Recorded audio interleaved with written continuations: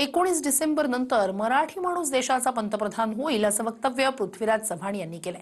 देशाच्या राजकारणात मोठी घडामोड होणार असा दावा सुद्धा चव्हाणांनी केलाय। 19 डिसेंबरला अमेरिकेत एप्स्टीन फाईल्स सार्वजनिक होणार आहेत, त्याच्याच आधारावर पृथ्वीराज चव्हाण यांनी हा दावा केला। पाहूया हा रिपोर्ट। मराठी माणूस लवकरच देशाचा पंतप्रधान होईल असं वक्तव्य पृथ्वीराज चव्हाण यांनी केलंय। 19 डिसेंबरला देशाच्या राजकारणात मोठी घडामोड होणार असल्याचा दावा चव्हाणांनी केलाय। पृथ्वीराज चव्हाण यांच्या या दाव्यानं राजकीय वर्तुळात खळबळ उडाली आहे। कदाचित महिनाभरात मराठी माणूस भारताचा पंतप्रधान होईल, माझा इशारा होता 19 डिसेंबरला। अमेरिकेत संसदेने कायदा केलेला आहे की अमेरिकेत एप्स्टीन नावाचा एक माणूस होता, इस्रायलचा गुप्तहेर होता, मोठ्या मोठ्या हिमल्यामध्ये बंगल्यामध्ये सगळे कॅमेरे ठेवून व्हिडिओ करून सगळ्या बड्या मोठ्या लोकांची छायाचित्रण केलेली आहेत। ती सगळी छायाचित्रणं अमेरिकन संसद कायदा करून एका महिन्याच्या आत म्हणजे 19 डिसेंबरला जाहीर करणार आहेत। एवढ्या वरिष्ठ नेत्याने, माजी मुख्यमंत्र्याने इतकं बालिश विधान करावं, ज्यांचं स्वतः कराडमध्ये राजकीय बूड स्थिर नाही, त्याने देशाच्या राजकारणावर आणि पंतप्रधानावर बोलावं, हा मला वाटतं डिसेंबर महिना आहे, या वर्षाचा बिगेस्ट जोक म्हणजे पृथ्वीराज चव्हाण। विदेशी षडयंत्राचा हा एक अप्रत्यक्ष भाग आहे। अमेरिकेमध्ये कुठेतरी काहीतरी पेपर सबमिट होणार आहे आणि त्या पेपरच्या आधारावर देशाचे पंतप्रधान जाणार। पृथ्वीराज चव्हाण यांनी अमेरिकेतील एप्स्टीन फाईल्स बद्दल खळबळजनक वक्तव्य केली आहे। एप्स्टीन फाईल्स बद्दल पृथ्वीराज चव्हाण काय म्हणाले पाहूयात।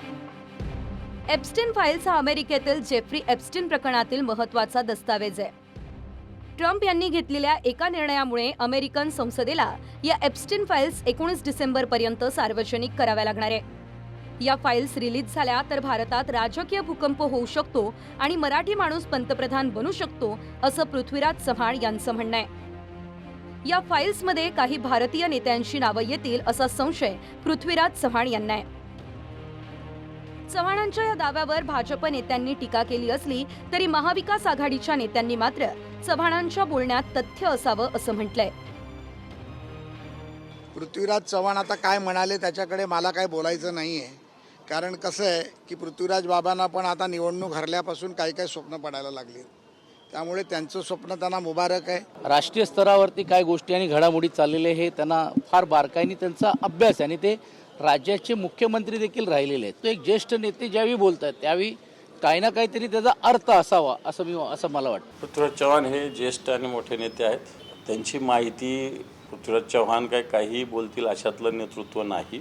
त्यांचं जे मत आहे म्हटलं याच्याविषयी माझ्याकडे तरी कोणती माहिती नाही आहे। त्यांनी कशाच्या आधारे म्हटलं माहिती नसल्यामुळे मी त्यावर टिप्पणी करणं बरोबर नाही। पृथ्वीराज चव्हाणांना गाठायला लागेल, अनुभवातलं यंत्र असूनही खूप चांगला संवाद आहे। मी उत्सुकतेने विचारणार आहे की बाबा कशाच्या जीवावर म्हणताय तुम्ही।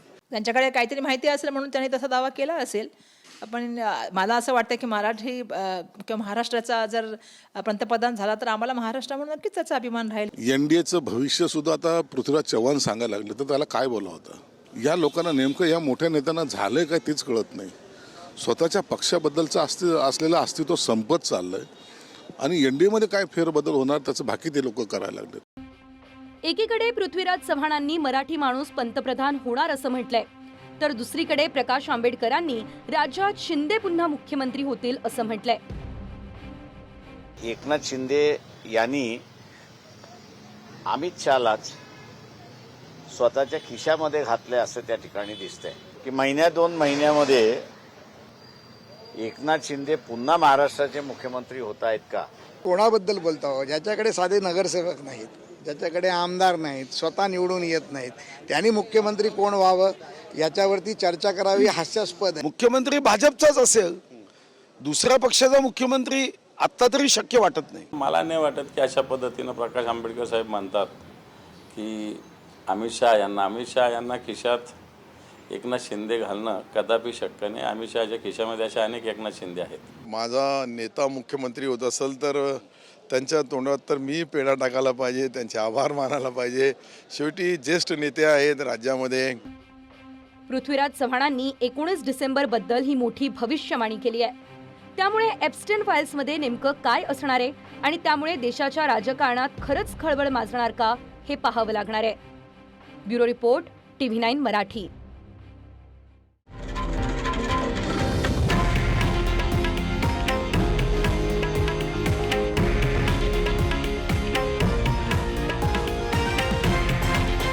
हे आहे देशातील नंबर 1 न्यूज नेटवर्क आणि आपण पाहत आहात TV9 मराठी, एकमेव.